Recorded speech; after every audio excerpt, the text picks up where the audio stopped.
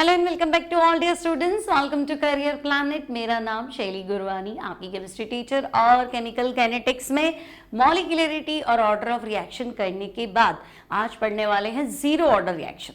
लेकिन उससे पहले रेट कांस्टेंट की यूनिट और order of complex reaction. Elementary और कॉम्प्लेक्स ही तो पढ़ी थी, तो एलिमेंट्री तो बहुत सिंपल थी, एक स्टेप में होने वाली रिएक्शन एलिमेंट्री थी, एक से ज्यादा स्टेप में होने वाली रिएक्शन कॉम्प्लेक्स थी। तो एलिमेंट्री में तो कोई टेंशन ही नहीं था, जो दिखता है वही है ना, सिंपल। मैंने तुम्हें क्या कहा था, जो साधारण लोग होते हैं, सिंपल पीपल होते हैं, जो दिख रहे हैं ना, तो वैसे ही अंदर से भी होते हैं ना। हंस रहा है तो अंदर से भी हंस रहा है, बाहर से भी हंस रहा है, और शक्ल में दुखी है तो अंदर से भी वो दुखी होता है, तो वो सिंपल है ना, एलिमेंट्री है।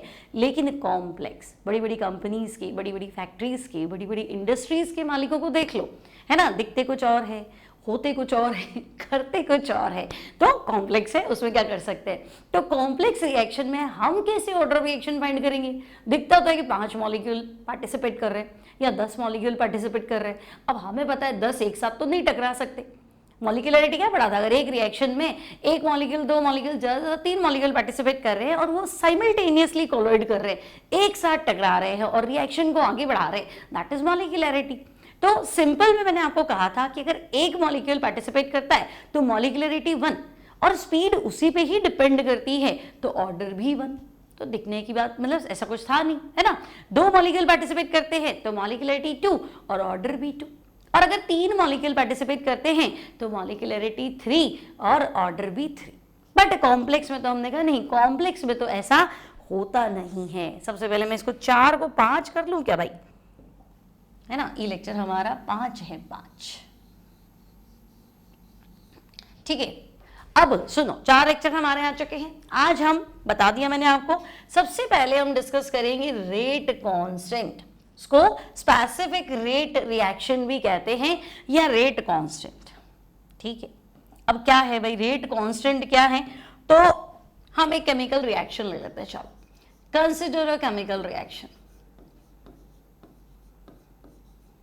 ठीक है। एलिमेंट्री ले लेती हूं, कंसिडर एन एलिमेंट्री रिएक्शन। अब तुम्हारे को ये तो झंझट नहीं है ना कि मैडम एलिमेंट्री क्या है, कॉम्प्लेक्स क्या है, कितनी बार तो सिखाया है ना। जो एक स्टेप में होती है वो एलिमेंट्री, जो दिखता है वही होता है, वो एलिमेंट्री रिएक्शन है, ठीक है। तो मैंने कहा ये रिएक्शन है, देखो Na गिव्स प्रोडक्ट, मतलब A के N मॉलिक्यूल जो है वो रिएक्शन में पार्टिसिपेट कर रहे हैं और प्रोडक्ट बना रहे हैं। तो रेट बताओ, तो तुम कहोगे रेट लो, तो हमें लिखना आता है ना। क्या था, rate proportional to active mass of reactant, तो मैं कहूंगी A, और पावर क्या N, क्योंकि एलिमेंट्री अगर N मॉलिक्यूल पार्टिसिपेट कर रहे हैं तो N पे स्पीड डिपेंड करेगी, तो A की पावर N, और रेट इक्वल्स टू, तो भाई K, A की power N, proportionality constant K। अब ये K ही तो काम का है, तो बेटा K जो है ना that is rate constant. Clear, K क्या है, तो हम कहेंगे K है रेट कांस्टेंट। अब इसकी यूनिट बताओ, ठीक है।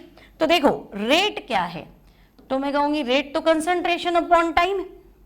रेट क्या होती है, change in concentration upon time, तो मुझे तो यूनिट निकालनी है ना, तो मैं कहूंगी रेट मतलब concentration upon time equals to K।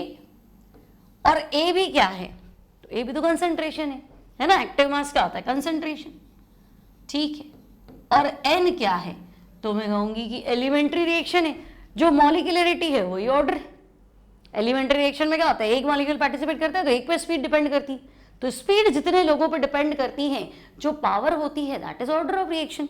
तो मैं कहूंगी यहाँ N क्या था, तो भाई N तो ऑर्डर ऑफ रिएक्शन था, इसमें तो कोई लड़ाई थी नहीं।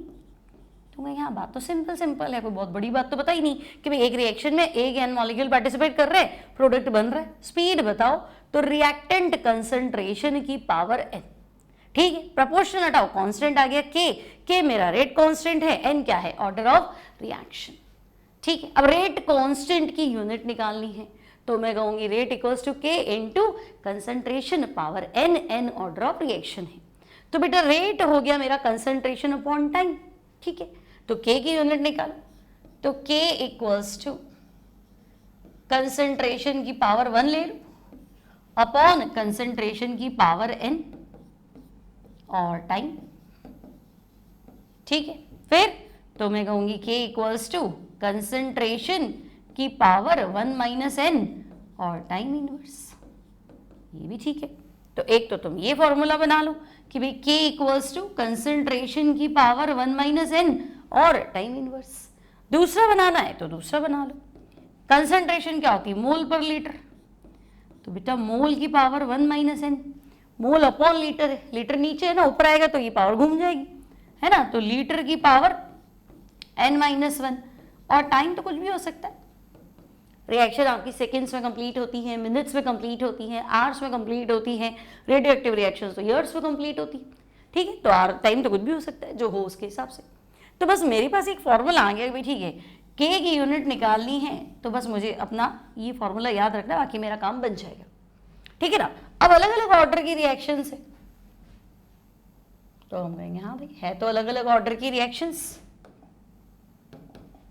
ठीक है। मान लो unit of K for different order reactions,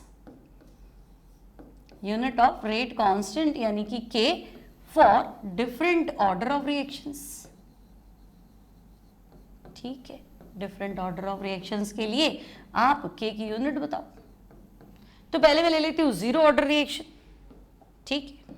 तो देखो फॉर जीरो ऑर्डर रिएक्शन, तो बेटा जीरो ऑर्डर रिएक्शन में n की वैल्यू तो जीरो हो गई, ठीक। K का फॉर्मूला तो आपको याद है ना, तो K का फॉर्मूला तो ये था ना, मोल की पावर 1 माइनस n, लीटर की पावर n माइनस 1 और टाइम इनवर्स। तो मैं हाँ अब n की वैल्यू तो पुट करनी है, तो मोल की पावर, तो मैं कहूंगी K की यूनिट होगी मोल की पावर 1, है ना, सिर्फ मोल लिख दूं, n तो जीरो है। फिर लीटर की power minus 1, zero minus 1 minus 1, और टाइम मान लो मैंने सेकेंड्स लिया तो सेकेंड इनवर्स। तो ये इंपॉर्टेंट चीज है, रेट कांस्टेंट की यूनिट किसके लिए? Zero order. अब तो लगा इसमें इंपॉर्टेंट क्या है, यूनिट तो है नहीं। बहुत बार क्या होगा, तुम्हें यहाँ क्वेश्चन दे देगा कि एक केमिकल रिएक्शन है, उसमें K की वैल्यू 2 × 10 की पावर माइनस 3 और मोल लीटर इनवर्स और सेकेंड इनवर्स है, ऑर्डर बताओ। अब हम कहेंगे रेट कांस्टेंट दे दी, ऑर्डर बताएं। तो रेट कांस्टेंट की वैल्यू से ऑर्डर नहीं बताना है, रेट कांस्टेंट की यूनिट से ऑर्डर पकड़ना है ना। यूनिट को पकड़ो, यूनिट अपनी मैच करो फॉर्मूले से, ऑर्डर बता दो। आई बात समझ में? ठीक है, इंपॉर्टेंट चीज है। फिर मैं कहूँ कि नहीं चलो तुम ऐसा करो, जीरो ऑर्डर तो हो गया, फर्स्ट ऑर्डर की बात करो। For first order reaction, first order kinetics पे क्या सेट होगा? तो हम कहेंगे फर्स्ट ऑर्डर के लिए तो n की वैल्यू 1 है, बहुत बढ़िया, n की वैल्यू 1 है तो वैल्यू पुट करो। तो मैं कहूंगी मोल की पावर 1 माइनस 1, है ना बेटा, मोल की पावर 1 माइनस 1 कितना हो गया? जीरो। लीटर की पावर भी 1 माइनस 1 जीरो, और टाइम मान लो सेकेंड्स में ले लिया। तो सीधी सी बात है, अगर K की यूनिट टाइम इनवर्स आती है, अगर K की यूनिट सेकेंड इनवर्स या मिनट इनवर्स, है ना, या आर इनवर्स, ईयर इनवर्स कुछ भी आ जाए तो भाई वो फर्स्ट ऑर्डर है, कुछ सोचना ही नहीं है। अगर कहीं पे दिया है एक केमिकल रिएक्शन का रेट कांस्टेंट 0.693 मिनट इनवर्स है, ऑर्डर बताओ, तो मिनट इनवर्स है ना, टाइम इनवर्स है ना, मतलब फर्स्ट ऑर्डर है, फिर कुछ सोचना ही नहीं है। बढ़िया, चलो तो जीरो ऑर्डर हो गया, फर्स्ट ऑर्डर हो गया, सेकेंड ऑर्डर पे चल दें। सेकेंड ऑर्डर की बात कर लेते हैं। तो सेकेंड ऑर्डर में n की वैल्यू 2 हो गई, बस बाकी तो आपको क्या करना था, फॉर्मूले में वैल्यू तो पुट करनी है। तो हम कहेंगे हाँ K की यूनिट मोल 1 माइनस 2 मतलब तो माइनस का 1 भाई, 1 माइनस 2 क्या हुआ? माइनस का 1। लीटर 2 माइनस 1 मतलब लीटर, और टाइम में आप सेकेंड इनवर्स ले लो। तो ये K की यूनिट है बच्चे सेकेंड ऑर्डर के लिए। क्लियर बेटा? तो जीरो ऑर्डर के लिए K की यूनिट ये है, फर्स्ट ऑर्डर के लिए K की यूनिट ये है, और सेकेंड ऑर्डर के लिए K की यूनिट है mole inverse, litre, second inverse. समझ गए? सबसे इंपॉर्टेंट टाइम इनवर्स वाला है, सवाल ज्यादा बनेंगे। क्लियर है? कोई डाउट नहीं। तो रेट कांस्टेंट क्या होता है और रेट कांस्टेंट की यूनिट क्या होती है, कर लोगे। अब हम फिर कहां फंसते हैं? तो हम फंस जाते हैं, बहुत बार क्या है, क्वेश्चन थोड़ा सा घूम जाता है। देखो, if there is a gaseous reaction, है ना, मान लो रिएक्शन तो हो रही है, लेकिन प्रॉब्लम क्या है, गैसियस रिएक्शन है। गैसियस रिएक्शन मतलब समझे, reactant and product are in gaseous state, reactant भी गैस है और प्रोडक्ट भी गैस है, reactant and products are in gaseous state. ठीक भाई, रिएक्टेंट और प्रोडक्ट दोनों ही क्या है, गैसियस स्टेट में है। तो हम कहेंगे कंसंट्रेशन नहीं लेते उस टाइम, है ना। अगर गैसेस मिक्सचर है ना तो हम प्रेशर कंसीडर करते हैं, तो हम कहेंगे at the place of concentration, at the place of concentration pressure term is used. ठीक है भाई, गैसियस रिएक्शन है तो हम कंसंट्रेशन नहीं यूज करते हैं, प्रेशर यूज करते हैं। ठीक है भाई, प्रेशर यूज कर लेंगे, इससे क्या फर्क पड़ेगा, तो यूनिट पे क्या फर्क पड़ेगा, तो मैंने तो ये यूनिट बताई थी, K इक्वल्स टू कंसंट्रेशन की पावर 1 माइनस n और टाइम इनवर्स। लेकिन अब आपको क्या लिखना पड़ेगा, तो हम कहेंगे प्रेशर की पावर 1 माइनस n और टाइम इनवर्स। यही था ना हमारे पास फॉर्मूला, है ना। क्या था, देखो K की यूनिट का फॉर्मूला क्या था, मोल की पावर 1 माइनस n, लीटर की power n minus 1, second inverse या टाइम इनवर्स। ठीक है ना, ये फॉर्मूला भी कहाँ से आया था, यहाँ से आया था, K इक्वल्स टू कंसंट्रेशन की पावर 1 माइनस n और टाइम इनवर्स। तो अगर मेरे पास कंसंट्रेशन नहीं है, प्रेशर है, तो मैं ये फॉर्मूला यूज करूँ। ठीक है, तो अब बात करें जीरो ऑर्डर की, तो देखो अगर बेटा जीरो ऑर्डर रिएक्शन की बात करूं तो जीरो ऑर्डर में n की वैल्यू 0 हो गई, तो K इक्वल्स टू प्रेशर की पावर 1 और टाइम इनवर्स। तो प्रेशर मान लो बार में है, तो बार और टाइम क्या ले लो, सेकेंड इनवर्स, या तो एटीएम ले लेना, प्रेशर बार में नहीं ले तो एटीएम ले लेना, तो एटीएम और सेकेंड इनवर्स ऐसे कर लेना। ठीक है, अब फर्स्ट ऑर्डर है तो कोई टेंशन ही नहीं है, कंसंट्रेशन और प्रेशर का तो कोई डंडा ही नहीं है ना। फर्स्ट ऑर्डर के लिए क्या, तो मैं कहूँगी फर्स्ट ऑर्डर के लिए तो हमारे पास टेंशन थी नहीं ना। फर्स्ट ऑर्डर के लिए K की यूनिट सिर्फ और सिर्फ क्या थी, टाइम इनवर्स थी। सेकेंड इनवर्स ले लो, मिनट इनवर्स ले लो, फर्स्ट ऑर्डर के लिए K की यूनिट जो है बेटा वो टाइम इनवर्स थी, तो बस टेंशन खत्म। ये ले लो, time inverse, second inverse, minute inverse. ठीक है, अब मैं कहूँगी नहीं फर्स्ट ऑर्डर नहीं, मान लो सेकेंड ऑर्डर है, फॉर सेकेंड ऑर्डर काइनेटिक्स, तो भाई सेकेंड ऑर्डर है तो n की वैल्यू 2 कर दो। ठीक है, तो प्रेशर 1 माइनस n है ना बेटा, तो n की वैल्यू 2 डाल दो, तो प्रेशर इनवर्स हो जाएगा, है ना। 1 माइनस n की वैल्यू 2 रखो, तो 1 माइनस 2 कितना हुआ, माइनस का 1, तो प्रेशर इनवर्स हो जाएगा। तो प्रेशर इनवर्स मतलब एटीएम इनवर्स, सेकेंड इनवर्स, या फिर बार इनवर्स, सेकेंड इनवर्स, कुछ भी ले लो, जो भी प्रेशर की यूनिट हो, पास्कल दिया हो पास्कल ले लो। क्लियर है, बात समझ में आ रही है ना। तो ये हमारे पास है K की यूनिट। अगर मुझे ऑर्डर ऑफ रिएक्शन पता है तो हम K कैसे फाइंड कर सकते हैं, तो ये K की यूनिट है। ठीक है, इसमें क्या ही टेंशन है। क्लियर है यहाँ तक।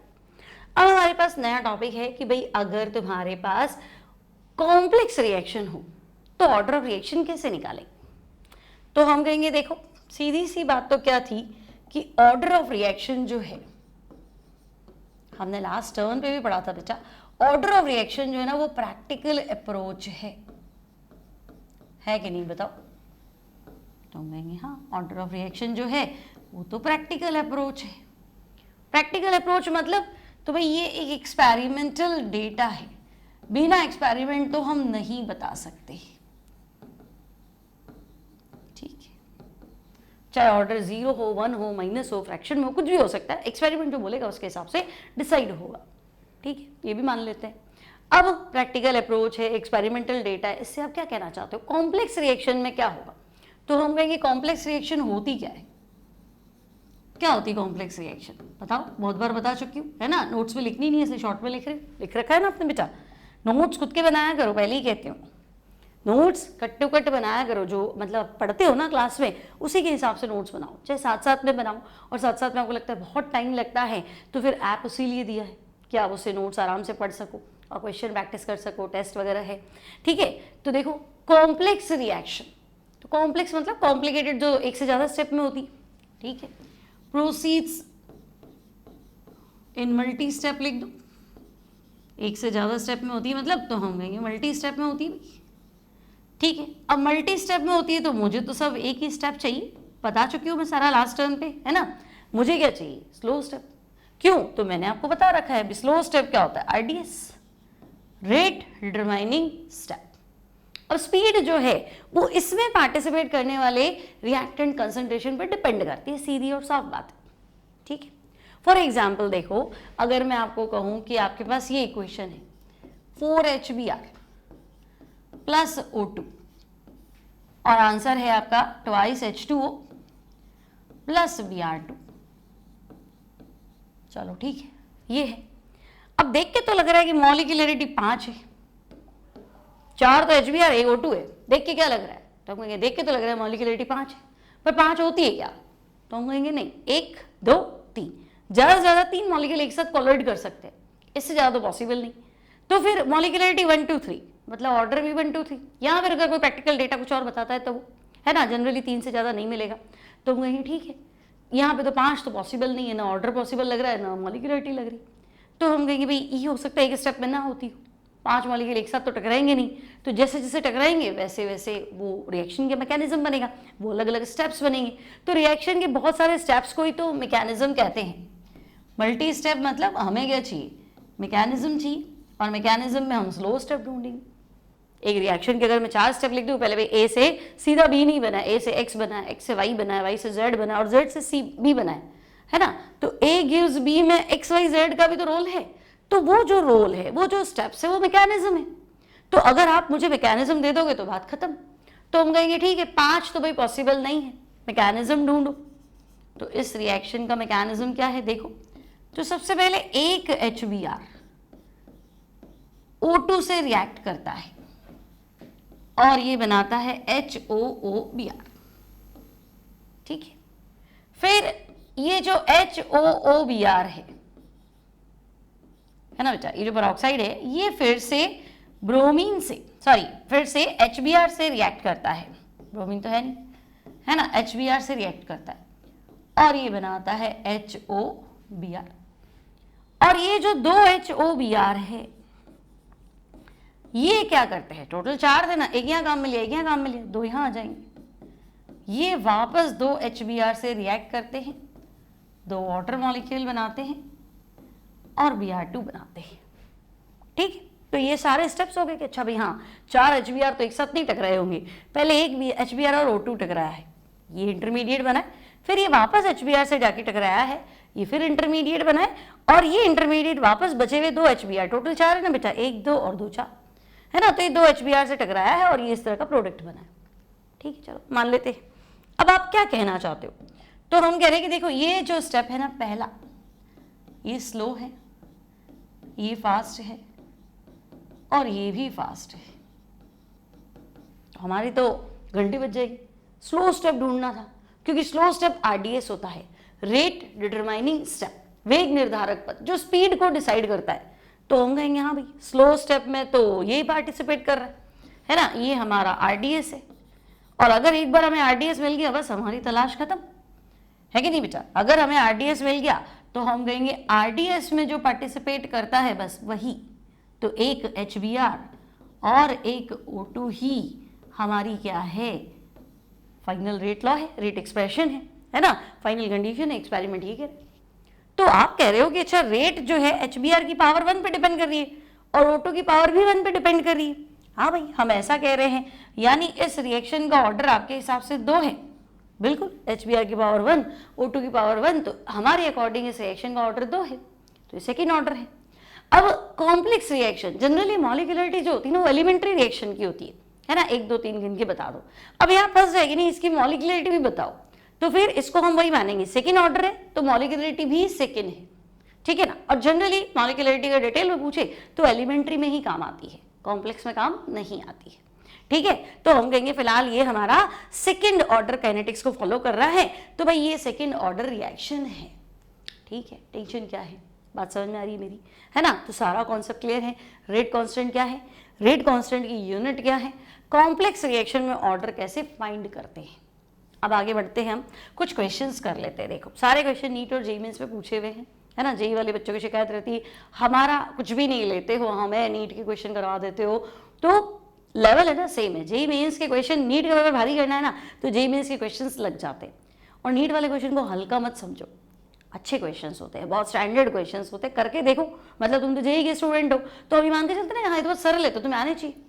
तो चेक किया करो कि हाँ ये तो जेई का नहीं, मैं तो जेई का स्टूडेंट हूँ, ये तो नीट का सवाल है, हाँ ये तो बहुत सरल है, हाँ ये तो क्या ही है, तो क्या ही है, तो आना चाहिए।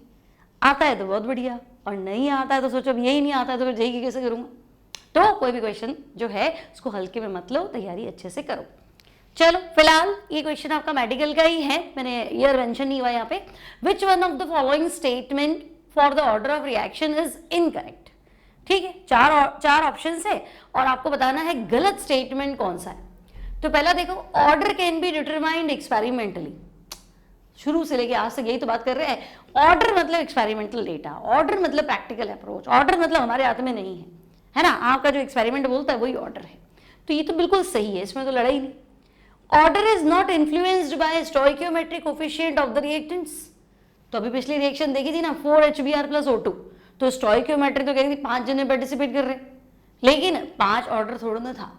तो हम कहेंगे हाँ ऑर्डर जो है इससे प्रभावित नहीं होता, स्टोइकियोमेट्रिक कोफिशिएंट से अफेक्टेड नहीं है। ये बात तो बिल्कुल ही सही है। Order of reaction is sum of power to the concentration term of reactants to express the rate of reaction. तो ये तो डेफिनेशन बोल गया।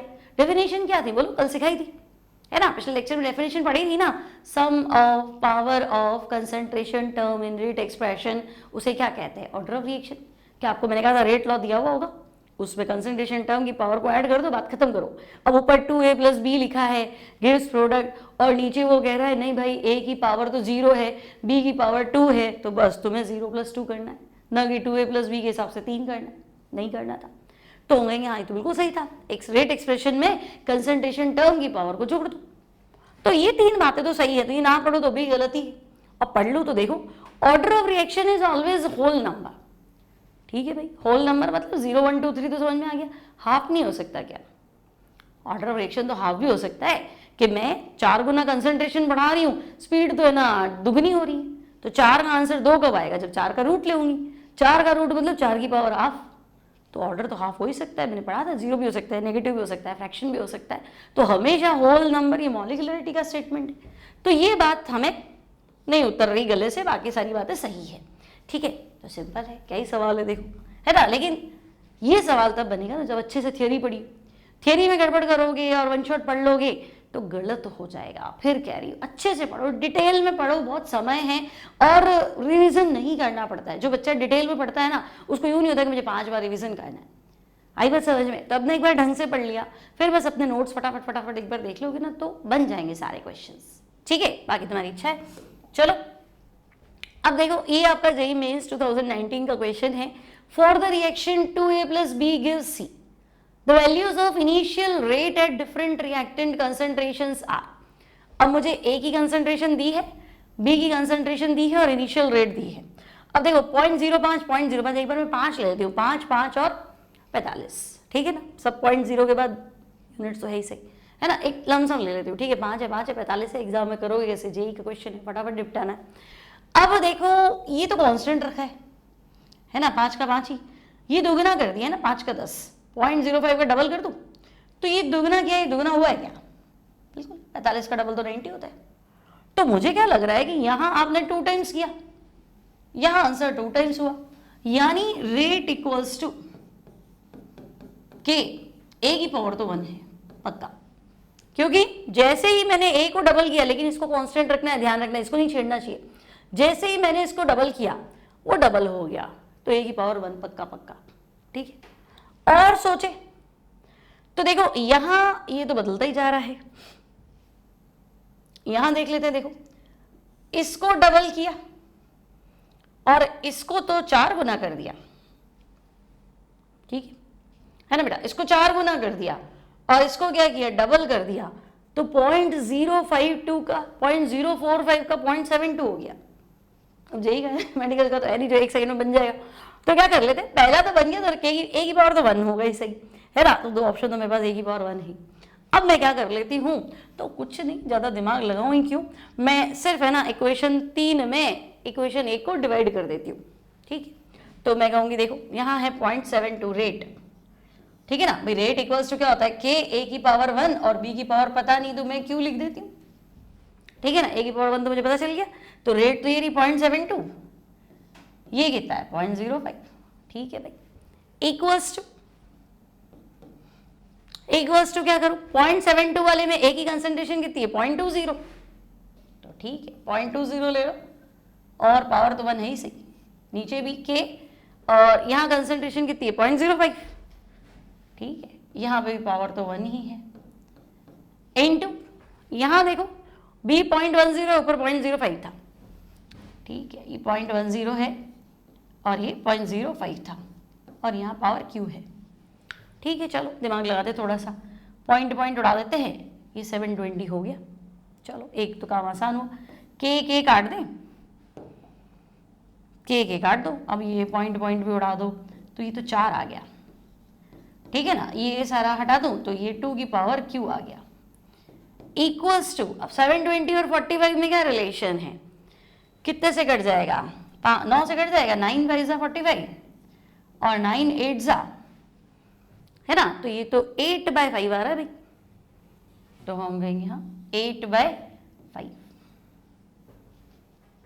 सही है ना बेटा। एक बार मैं डेटा चेक कर लूँ, मेरे हिसाब से मैंने डेटा तो सही हाथ से ही लिखा था, तो डिफरेंस तो कैसे आएगा,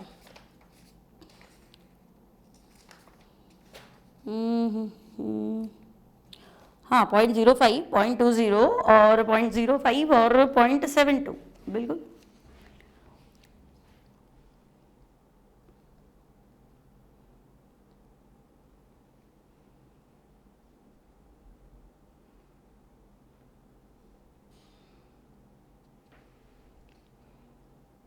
कुछ मिस्टेक तो नहीं किया हमने, इनिशियल रेट 0.72, 0.05, ठीक है, पॉइंट उड़ा दिया 45, यहाँ का ये 0.20 ही है ना 0.72 वाले टाइम, और ये 0.05,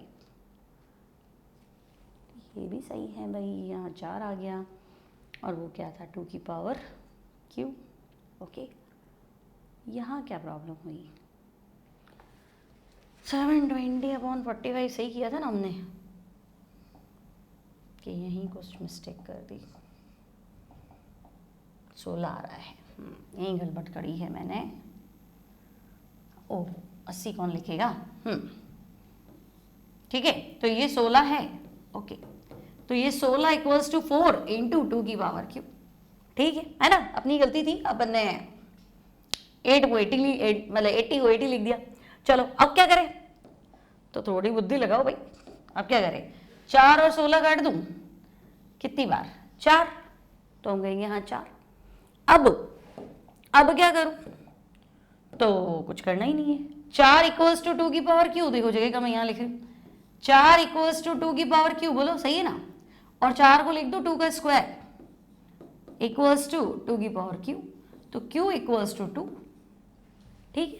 तो ए के रिस्पेक्ट में फर्स्ट ऑर्डर है और बी के रिस्पेक्ट में सेकेंड ऑर्डर है, तो ए की पावर तो होना चाहिए 1 और बी की पावर होना चाहिए 2, तो ए की पावर 1 था, ये तो मैं पहले ही पता था, बी की पावर देखना था। अब इसमें हम दिमाग लगा सकते थे कि अगर बी को भी डबल कर दूं, है ना, बी को भी डबल कर दूं, तो अगर ये डबल ही होती तो 45 90 और 180 होता, लेकिन ये तो 0.72 है, तो ये ऐसा तो नहीं बनेगा, मतलब ये भी आंसर तो है नहीं, लेकिन आंसर निकालना भी था ना 1 को, तो हमारा आंसर जो है करेक्ट आंसर ऑप्शन 1, ठीक है, क्लियर है, कोई दिक्कत नहीं है, सिंपल ही था, है ना। इसलिए मिस्टेक करना मैं थोड़ा कैलकुलेशन पार्ट जो ढंग से कर लेना, ठीक है। चलो आगे बढ़ते हैं, नेक्स्ट क्या है, अब ये भी जेईई मेन 2019 का है भाई, देखो the following results were obtained during kinetics study of reaction 2A + B gives product, ठीक है, ए है बी है, इनिशियल रेट है, अब चेक कर लो, देखो अब इसे पूछा गया है, थोड़ा ना मुझे यहाँ लग रहा है इसे पूछा time required to consume half of the A, मतलब तुम पहले रेट एक्सप्रेशन तो लाओ फिर आगे की बात करो, half of the A, half life period निकालो, हाफ लाइफ पीरियड मैंने आपको सिखाया नहीं है, चलो कोई बात नहीं सिखाया तो देखो ए तो सेम है 10 का 10 ही, बी चेंज किया तो रेट तो चेंज हुई नहीं, ए तो सेम है, बी चेंज तो किया ना, 20 का 25 किया, चेंज तो करा, तो रेट तो चेंज नहीं हुई। तो मतलब इतना तो पक्का है कि रेट इक्वल्स टू के और बी की पावर तो 0 है। ये तो मुझे समझ में आ गया। ध्यान से देखो, ए सेम है, बी को बदल रही हो तो रेट बदलनी चाहिए ना, रेट नहीं बदल रही मतलब रेट बी पे डिपेंड नहीं करती, तो पावर 0 करो, हटाओ उसको। चलो अब यहां देखो, इस पर तो डिपेंड कर नहीं रही। अब यहां मैंने इसको दुगना किया है ना बेटा, 10 का 20 किया। अब यहां तो अब छेड़ो नहीं छेड़ो हमें कोई फर्क पड़ता है। यहां देखो डबल है क्या, ये 6.93, 693 का डबल 1386 होता है क्या, 600, 1200, 180 और 186, हाँ 1386 सही है ना। तो देखो ध्यान से देखो, अगर मैं इसको दुगना करती हूँ, इस पे तो मेरे देख लिया मैंने, कोई फर्क पड़ना है नहीं, तो मैं सिर्फ इसको दुगना करती हुई दुगना होता है, मतलब रेट जो है वो a की पावर 1 पे डिपेंड कर रही है। डबल का आंसर डबल मतलब पावर 1। तो यहां मुझे मिल गया rate expression, rate equals to K into A की पावर 1। ठीक है, अब क्यों उलझ रहे हो, तो वो होंगे ये रेट एक्सप्रेशन ही सीखा है हमने तो अभी तक, मैडम ने इतना ही पढ़ा है कि रेट एक्सप्रेशन निकाल दो, वो निकाल देते हैं। ठीक है, तब थोड़ा और आगे बढ़ जाते हैं इस क्वेश्चन के हिसाब से। रेट इक्वल्स टू के ए की पावर 1, देखो मैं पहली इक्वेशन उठा लेती हूँ, तो रेट कितनी है 6.93 इंटू 10 की पावर -3। ठीक है ना, मैं मेरी इक्वेशन एक ही ले लेती हूँ। रेट आ गई, के तो मुझे फाइंड करना, रेट कांस्टेंट, और ए कितना है 0.10। ठीक है, तो के ये 0.10, ठीक है ना, पॉइंट उड़ा दो, 100 आ जाएगा, 100 इधर चला जाएगा, तो के निकाल दो, क्यों परेशान होना। तो हम कहेंगे हाँ के निकाल देते हैं, 6.93 इंटू 10 की पावर -3 इंटू 100, और ये बढ़ा दो, चलो, तो k इक्वल्स टू 0.693। ठीक है, और ऑर्डर तो फर्स्ट है ना, a की पावर 1, फर्स्ट ऑर्डर में टाइम इनवर्स होती है यूनिट। ठीक है, तो यहाँ यूनिट थी मैंने लिखी नहीं, तो यहाँ जो भी यूनिट हो, ठीक है, मैं यहाँ टाइम इनवर्स लिख देती हूँ, टाइम इनवर्स है ना, दिया हुआ होगा यहाँ पे रेट का, मैंने नहीं लिखा ना, यहाँ मोल पर लीटर था, मोल पर लीटर था, यहाँ मोल लीटर इनवर्स मान लो, सेकंड इनवर्स है 2 सेकंड हो जाएगा, मिनट था तो मिनट इनवर्स हो जाएगा। लेकिन अभी भी क्या फायदा हुआ, अभी भी हमें तो आंसर नहीं मिला। Time required to consume half of the A. अब मैंने तो फर्स्ट ऑर्डर तो पढ़ाया नहीं, तो अभी तक नहीं पढ़ाया, पढ़ाऊंगी है ना, तो फिलहाल फर्स्ट ऑर्डर पढ़ाया नहीं। तो time required to half of the initial concentration, मतलब आधा होने में लगने वाला समय, हाफ लाइफ पीरियड। मान लो तुम्हें फिजिक्स में पढ़ लिया हो, तो बेटा ऑर्डर फर्स्ट है ना, तो फर्स्ट ऑर्डर काइनेटिक्स के लिए अभी एक फॉर्मूला याद रख लो, फर्स्ट ऑर्डर काइनेटिक्स के लिए क्या, फर्स्ट ऑर्डर काइनेटिक्स के लिए टी हाफ लाइफ पीरियड जो होता है दैट इज 0.693 अपॉन के। ये फॉर्मूला है, वैसे भी बाद में भी याद ही रखोगे, 1-2 दिन बाद पढ़ाऊंगी तब। तो कहेंगे ठीक है 0.693 तो हमें मिला भी, तो 0.693 और k की वैल्यू भी हमारी कितनी है 0.693 है ना, इस वैल्यू को थोड़ा ध्यान से पकड़ना, सही था ना, 6.93 इंटू 10 टू दी पावर -3। ए की कंसंट्रेशन कितनी थी 0.10, इसको तो मुझे लेना ही नहीं क्योंकि इस पर रेट डिपेंड कर ही नहीं रही, तो बी का तो मुझे मतलब था नहीं, तो 0.10, हाँ देखो मुझे लगा ही था मैंने कुछ तो गलत करा है ना, ये 0 काट दूँ इधर, ठीक है, ये 10 है ना बेटा, तो अगर एक 0 काट दो तो ये इधर 1 ही जाएगा। ठीक है, अब बताओ, तो अब मेरा आंसर थोड़ा सा चेंज हो जाएगा यहाँ पे, बोलो कितना हो जाएगा, तो k इक्वल्स टू 6.93 इंटू 10 की पावर -3 इंटू 10 कर दो,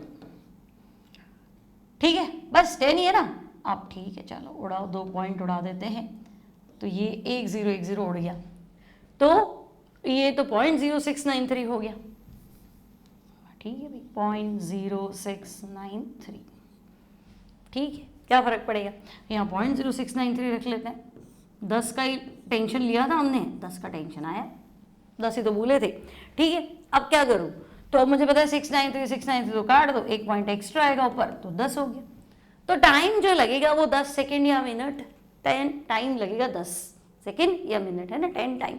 तो बस अब यहाँ आंसर बिठा लो, है ना, उसमें भी देखो होशियार 1 और 10 दोनों ऑप्शन दिए, तो थोड़ा ध्यान से करना, मुझे कहीं तो वो लगा ही था कि कहीं कुछ गड़बड़ जरूर होनी चाहिए, सेम आता नहीं है जनरली, अब 1 मिनट लगे 1 सेकंड लगे ऐसा कम होता है, ठीक है, तो अपनी एक बार कैलकुलेशन चेक कर लेना, क्लियर है, सिंपल है, कोई बहुत ज़्यादा भारी चीज़ थी नहीं। तो यहाँ मेरा आंसर हो जाएगा 10। ठीक है, अब यहाँ रेट की यूनिट मान लो मिनट इनवर्स है, mole litre inverse minute inverse, तो समय जो है वो मिनट्स में हो जाएगा। क्लियर है, ठीक है। तो ये एक क्वेश्चन आपका नीट का था, 2 क्वेश्चन आपके जेई के थे। क्लियर है, यहाँ तक कोई डाउट नहीं। अब आता है zero order kinetics, zero order reaction, फिर उसकी कैरेक्टरिस्टिक्स और उस पर बेस्ड न्यूमेरिकल। तो उसको अभी लेंगी तो फिर 1 घंटा और लग जाएगा, तो उसको मैं नेक्स्ट क्लास में लेती हूँ। यहाँ तक सब कुछ समझ में आ गया? अच्छा लगता है वीडियो तो लाइक करा करो, है ना, शेयर करा करो, बहुत मतलब क्या हो, आलसी हो, शेयर कर लिया करो फ्रेंड्स के साथ, और सब्सक्राइब नहीं किया है तो सब्सक्राइब भी कर लो। मैं मिलूंगी नेक्स्ट टाइम नई प्रॉब्लम्स के साथ, नीट की भी क्वेश्चंस लेंगे, जेई के भी क्वेश्चंस लेंगे, साथ साथ में प्रैक्टिस करा करो। क्वेश्चन जैसे ही आते हैं ना, वीडियो पॉज करके खुद कर लिया करो, फिर मैच कर लिया करो, स्किप करके आगे बढ़ जाओ। तुम्हारे हाथ में तो सब कुछ रिमोट कंट्रोल है ना। तेज पढ़ना है तेज पढ़ो, धीमे पढ़ना है धीमे पढ़ो, और धीमे पढ़ना बिल्कुल हाँ बच्चों, ऑर्डर ऑफ रिएक्शन ऐसे भी पढ़ सकते हो, कोई दिक्कत नहीं है। ठीक है, तो मिलते हैं नेक्स्ट टाइम, सारी बातें यहीं ख़त्म करते हैं। Keep watching, keep studying, keep practising, bye bye.